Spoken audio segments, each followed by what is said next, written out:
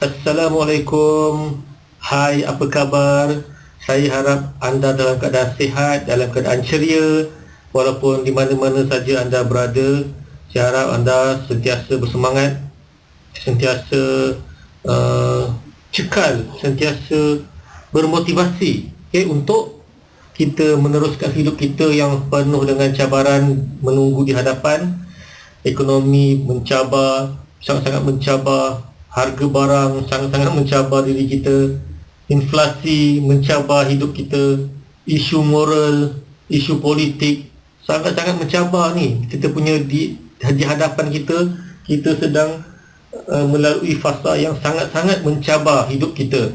So saya sangat-sangat berharap dan berdoa anda dalam keadaan sangat bersemangat dan sentiasa pegang tali Allah, sentiasa kuat iman dan sentiasa memperbaiki diri untuk kita menghadapi cabaran di hadapan kita. Saya ingatkan ni untuk diri saya sendiri juga. Kita sama-sama lah, kita sama-sama berdoa dan bersatu. Itu yang penting. Kita jangan berpecah belah, sentiasa berdoa supaya umat Islam kuat, kukuh, bersatu padu dan ekonomi kita akan kembali pulih, kembali meningkat. Okey, kita teruskan. Hari ini saya nak berkongsi dengan anda bagaimana nak jana pendapatan di rumah. Okey, sebabkan ekonomi sangat-sangat mencabar, tetapi dalam kesukaran itu ada kelebihan. Allah sangat-sangat sayangkan hamba-Nya. Allah sangat-sangat adil. Dia tidak memberi kesulitan langsung pada kita. Kita sendiri yang perlu mencari jalan untuk kita selesaikan isu kita. So dalam kesulitan ada kesenangan. Allah dah janjikan, betul tak? So hari ni saya nak share tentang bagaimana kita nak jana pendapatan di rumah. Walaupun kita duduk rumah, boleh jana pendapatan. Okey, walaupun kita hanya goyang kaki dekat rumah, tapi tangan kita kena bergerak lah. Bila sebut jana pendapatan dari rumah ni, kita kena gunakan tangan lah untuk bekerja, bukan gunakan kaki. Sebab tu saya katakan kaki boleh bergoyang, tapi tangan kena bekerja, kena bergerak. Sebab kita menggunakan komputer, menggunakan laptop, menggunakan handphone. Teknologi telah memudahkan kita punya urusan kehidupan seharian. Teknologi memudahkan urusan kita untuk bekerja, memudahkan urusan menjana pendapatan, memudahkan urusan berniaga. Okey, sebelum tu saya nak kenalkan diri saya Rahmat Makno. Revolusi Business adalah tim saya dan saya adalah seorang usahawan internet profesional. Pengalaman saya dulu sikit pengalaman tentang diri saya. Saya dulu pernah bekerja sebagai kaki tangan awam di bahagian latihan staff, selama 15 tahun. Dan selepas itu saya bersara awal pada 1 Jun 2019. Setahun selepas saya bersara, datang PKP. Datangnya PKP, datangnya pandemik yang melanda seluruh dunia. So kepakaran saya sejak 2012, sebelum saya bersara lagi, saya dah mulakan perniagaan online ni. Saya berniaga secara online. Saya menjual produk secara digital. So saya mula work from home, full time sejak 2019. Sebab 1 Jun saya dah bersara awal, bersara pilihan. So sejak itu saya mula bekerja dari rumah lah. Saya buat duit ataupun mendapatkan pendapatan dari rumah dengan bekerja sendiri dari rumah. Best ke best kalau kita ada masa sendiri, kita jadi bos sendiri, kita dapat duit kita yang tentukan sendiri. Kita nak income kita berapa, kita boleh tentukan sendiri. Itu yang bestnya dan menariknya. Kita ada ilmu berniaga dari rumah ataupun bisnes digital ni. Saya telah membantu lebih 1,000 orang dengan teknik dan strategi pemasaran online sejak 2018 lagi. Ini antara kelas-kelas yang saya telah buat di sekitar Bangi. Ni masa ni dekat Kelantan. Kuala Krai Kelantan. Saya dijemput oleh pihak Risda untuk membantu usahawan-usahawan desa dari seluruh negara memulakan bisnes online mereka ataupun memulakan pemasaran secara online. Mereka ada produk mereka, selama ni mereka jual secara offline, tapi saya bantu untuk mereka mulakan menjual produk secara online. Ini antara saya punya student-student yang telah hadir ke kelas coaching saya. Puan Zainab ni zero, datang kelas zero, tak tahu apa-apa, tapi boleh buat. Boleh buat. Walaupun tak berapa banyak sangat itu 1,500. Tapi Kempen pertama memang berjaya juga, dapat 1,500 lebih ni. Memang zero daripada zero Puan Zainab ni. Ni Hidayat Sungai Buloh. Kempen pertamanya dia dapat 3,800. Okey lah tu. Daripada tak tahu apa-apa, boleh dapat bisnes menjana pendapatan dari rumah. Dalam pemasaran online ada 3 komponen penting yang anda perlu belajar dan perlu kuasai. Apa dia? Jom kita tengok. Apa komponen yang pertama? Pemasaran ataupun marketing sangat-sangat penting. Dalam bisnes ni, pemasaran ataupun marketing adalah wajib. Bolehkah kita buat bisnes, kita jual produk tanpa kita buat marketing? Tak boleh. Tak boleh langsung. Sebab pemasaran adalah nadi ataupun nyawa kepada bisnes kita. Kalau kita tak buat pemasaran, tak buat marketing, siapa yang tahu kita jual produk? Boleh faham? Siapa yang tahu kita ada jual produk? Walaupun jiran sebelah rumah pun tak akan tahu kalau anda tidak mewar-warkan, tidak beritahu kepada orang secara seramai mungkin. Dalam konteks online marketing, kita boleh sebarkan seluruh Malaysia ni. Walaupun kita duduk di satu lokasi. Kita duduk di kawasan pedalaman. Contohnya kawasan Felda yang ada talian internet yang baik, kita boleh sebarkan bisnes kita ke seluruh negara. Sangat-sangat mudah. Betul tak? Di hujung jari je, bisnes kita satu Malaysia boleh tahu. Tambah best lagi kalau jadi viral. Satu Malaysia viral kita punya produk. So, apa jadi pada bisnes kita? Memang huru-hara lah kita nak buat jualan, kita nak kontrol, kita nak kawal kita punya jualan tu. Huru-hara, tapi income kita akan berkali ganda. Itu yang perlu anda faham tentang pemasaran ni. Sangat penting. Apa tujuan kita nak buat pemasaran? Of course, kita nak dapatkan prospek. Betul tak? Anda boleh catat, ada buku ke, ada buku nota di hadapan, boleh tulis sikit, catat apa yang saya sampaikan, isi-isi penting yang perlu anda tahu. Pemasaran untuk dapatkan prospek. Prospek itu apa? Prospek adalah bakal pembeli ataupun bakal customer kita. Dah tentulah prospek yang kita nak dapatkan adalah prospek yang berkualiti. Apa maksud prospek yang berkualiti? Prospek yang berkualiti adalah prospek yang minat dengan produk kita, minat dengan bisnes kita. Boleh faham tak? Maksudnya target market. Target market kita siapa? Kita kena kenal produk kita, kita kena kenal siapa yang nak dapatkan produk kita, siapa yang perlukan produk kita. So, kita punya produk mesti ada target market tu tak? Kalau kita jual tudung, of course kita punya target kepada orang perempuan. Kalau kita jual basikal, of course target market kita pada peminat basikal, yang suka berbasikal. Betul tak? Yang suka dengan sukan berbasikal ni. Kalau kita jual produk periuk nasi, of course kita akan target pada orang-orang yang suka masak, ibu-ibu yang suka masak, ibu-ibu yang perlukan periuk nasi. Umur dia berapa, dalam lingkungan berapa, dia punya minat dia apa. Kita kena tahu tu semua. Itulah dimaksudkan dengan avatar customer.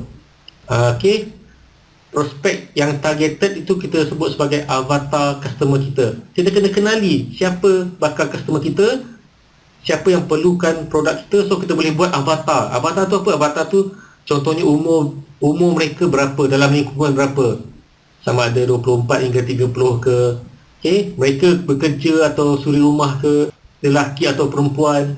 Minat mereka, suka lepak dekat Facebook ataupun TikTok. Kita kena buat research tentang itu sedikit, tentang avatar customer kita. Mereka suka melepak di page mana. Kalau kita jual produk makanan, so kita kena cari mereka dekat page-page tentang pemakanan, tentang resepi, tentang cara masak contohnya. Kena tepat lah, maksudnya kita tahu mereka berada di mana. Kalau kita dah ada avatar customer yang betul, itulah dia prospek kita yang kita nak cari. So bila kita buat marketing, kita target kepada prospek yang kita nak tu, yang tepat. Itulah dia kita punya bakal customer kita. Kalau kita cari pada customer yang tak tepat, contohnya kalau kita nak jual suatu produk, cara dulu kita gantung banner, kita sebar flyer, betul tak? Cara dulu sebelum datangnya digital marketing. Adakah menggunakan flyer dan banner itu tepat? Kita gantung di satu-satu kawasan, kita pacak banner, kita sebarkan flyers kita dalam kawasan masjid contohnya, kawasan kedai, kita selitkan dekat cermin kereta, dekat motor. So kita tak tahu mereka tu umur berapa, siapa yang punya motor tu, lelaki ke perempuan, tu tak, berapa lingkungan umur mereka, mereka minat ke dengan produk kita. Nampak tak kelebihan digital marketing sekarang dengan dulu cara offline dulu, konvensional, memang susah kita nak dapatkan customer ataupun prospek yang tepat. Kita edar flyer, tak tahu orang tu nak ke tak nak. Sudahnya dia dapat kita punya flyer, dia akan bakul sampahkan, tak minat langsung dengan kita punya prospek. So rugi tak dengan kita punya produk? Rugi tak kita punya kos yang kita keluarkan untuk cetak beribu-ribu flyers tadi? Okay, tak tepat, betul tak? Faham tak sedikit sebanyak tentang pemasaran ataupun marketing ni untuk kita dapatkan prospek? Okey, saya teruskan komponen penting yang nombor 2. Okey, yang kedua, apa dia? Kongsi faedah produk ataupun beri solution. Bila anda dah ada prospek yang betul, anda perlu kongsikan anda punya kelebihan produk anda pada mereka, pada prospek anda. Okey, beri solution, beri mereka penyelesaian. Produk anda adakah mampu menyelesaikan masalah mereka? Kalau produk kulit, kecantikan kulit muka, bolehkah selesaikan masalah muka mereka yang berjerawat contohnya? Apa produk anda boleh selesaikan? Apa yang produk anda boleh beri kepada mereka? Itu yang perlu dikongsikan dalam komponen nombor 2 ni. So komponen nombor 2 ni kita sebut sebagai kolam prospek. Anda perlu masukkan mereka di dalam kolam, sama ada dalam WhatsApp group, Telegram channel. Okey, boleh faham? Okey, itu penting. Perlu masukkan dalam kolam supaya anda boleh beri mereka sharing tentang banyak nilai yang baik tentang produk anda. Mereka ni nak tahu. Okey, mereka tak boleh baca sekali terus beli, tidak mungkin. Okey, baca je sekali. Kalau ada, itu bonus untuk anda, tapi tak ramai. Majoritinya tidak begitu. Mereka baca ayat iklan anda terus beli, tak ramai macam tu. So sebab itulah kita kena buat fasa demi fasa, copywriting demi copywriting untuk beri mereka kesedaran tentang siapa anda, apakah produk anda, apa produk anda boleh bantu mereka. Okay, mengapa mereka perlu beli produk anda boleh selesaikan masalah mereka. Okay, beri kelebihan dan faedah tentang produk anda dekat komponen nombor 2 ni. Perlu simpan mereka di dalam WhatsApp group ataupun channel Telegram. Percuma saja, betul tak? Cuma saja. Benda yang free dulu. Platform-platform yang sangat banyak sekarang ni, dan dia hanya boleh dapat dengan secara percuma je. So gunakanlah kelebihan tu. WhatsApp group, Telegram channel. Okay, penting komponen nombor 2 ni anda perlu educate mereka, beri mereka pemahaman, beri mereka nilai yang baik tentang produk anda, mengapa mereka perlu beli daripada anda. Itu yang penting. Apa yang mereka dapat kalau beli daripada anda. So melihat perlu ada banyaklah kelebihan yang anda perlu share pada mereka. Apa keunikan produk anda berbanding dengan produk pesaing anda. So itu penting untuk mereka faham dan tahu, oh okey, bagus produk ni, saya nak belilah. Okey, faham itu komponen nombor 2. Komponen nombor 3, surat jualan ataupun web jualan. Okey, surat jualan ataupun web jualan. Anda perlu ada web jualan ataupun dipanggil surat jualan lah, ataupun dalam digital marketing sebut landing page. Okey, mini site ataupun website ke. Dalam e-commerce kita ada macam Shopee punya platform, Lazada punya platform. Okey, faham Itu perlu ada supaya mereka dapat beli dengan mudah, supaya anda dapat jalankan perniagaan secara autopilot. Tak perlu lagi anda nak menjawab WhatsApp setiap kali mereka nak beli, anda kena layan WhatsApp mereka. Itu boleh juga, tapi saya cadangkan kalau anda nak berniaga betul-betul serius, anda perlu belajar untuk jadikan bisnes anda secara autopilot, ataupun kita jalankan secara auto. Walaupun anda sedang bekerja sekarang ni, tapi anda punya jualan tetap berlaku, tetap berjalan.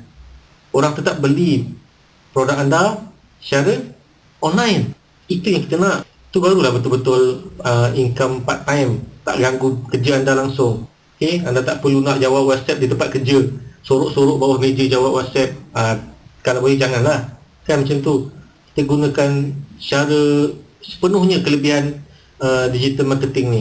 Kalau tak tahu buat surat jualan ni, kena upah lah. So sebab tu kena belajar copywriting. Dalam surat jualan perlu ada copywriting dan perlu ada website yang ada button untuk bawa ke borang pembelian online. Okey, kalau anda jadi ejen Shopee contohnya, so mudahlah, tak perlu nak buat lagi dah. Anda perlu bawa prospek anda ke Shopee punya platform saja. Okey, sangat mudah, mereka belilah dekat Shopee. Okey, itu, tapi secara keseluruhannya itulah dia komponen yang anda perlu tahu. Okey, tak perlu pandai buat pun tak apa, sebab banyak platform-platform yang anda boleh pilih sebagai alternatif menggantikan anda punya bisnes. Okey, anda tak ada bisnes, tak ada produk sendiri pun tak ada masalah. Okey, saya akan tunjukkan kejap lagi bagaimana nak mulakan bisnes dengan 3 komponen ni tanpa anda perlu buatlah, tanpa perlu ada website sendiri, tanpa perlu ada produk sendiri. Okey, semuanya boleh dilakukan dengan mudah secara percuma saja.